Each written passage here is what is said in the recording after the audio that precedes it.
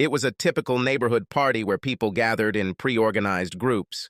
One group talked about football, another did gardening, soccer moms sat in the living room, and DIY enthusiasts sat in the dining room. Since I work shifts, I arrived a little after midnight and had a lot to catch up on. Luckily, I lived next door, so I didn't have to worry about drinking and driving. I was making myself a drink in the kitchen when Lee came in to get more ice. Lee was the owner, and I had a warm relationship with her from the day she and her husband Brad moved here.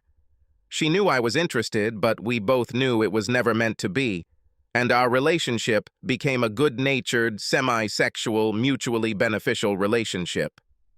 Lee was 3 months pregnant and had that healthy, sexy glow that women have, and to me she had never looked sexier. I can't get over this, baby. 3 months pregnant and still the sexiest woman in town.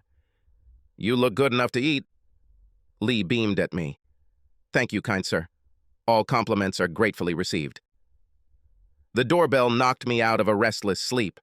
I glanced at my bedside clock and wondered who could get me out of bed at 9 a.m. on a Sunday. I grabbed my robe and walked to the door. I looked out the peephole and saw Lee standing there.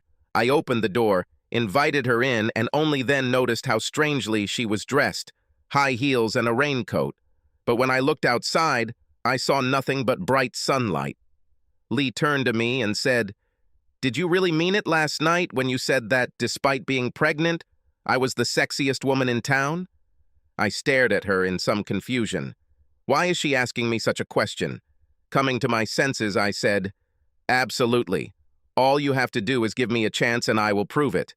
Now, any other time I would have said something like that, she would have just laughed and called me a big flirt, but this time she surprised the hell out of me. She opened her cloak, let it fall to the floor, and stood naked before me. "Could you prove it by having sex with me?" Dear God, I wish I could someday.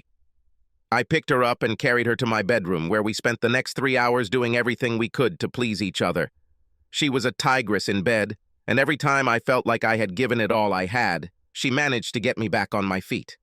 We only stopped when it was time for Brad to return home from golfing. The story Lee told me was that as soon as they found out she was pregnant, Brad stopped having sex with her, even though the doctor told them everything would be fine for the rest of the pregnancy. Brad did not touch her for fear of harming the child. Brad was ready to caress her private part to try to give her some satisfaction, but that was all. She was used to having sex every day, and ever since Brad left her, she had been climbing the walls, but no matter how much she begged and begged, he would not have sex with her. The next morning, Lee showed up at my front door just as Brad was getting ready for work. We headed straight to my bedroom. Over the next few months, Lee and I made love every chance we got. Monday through Friday, she was at my house as soon as Brad left for work. On Saturdays, she would call me if she needed to leave the house to go somewhere, and I would meet her.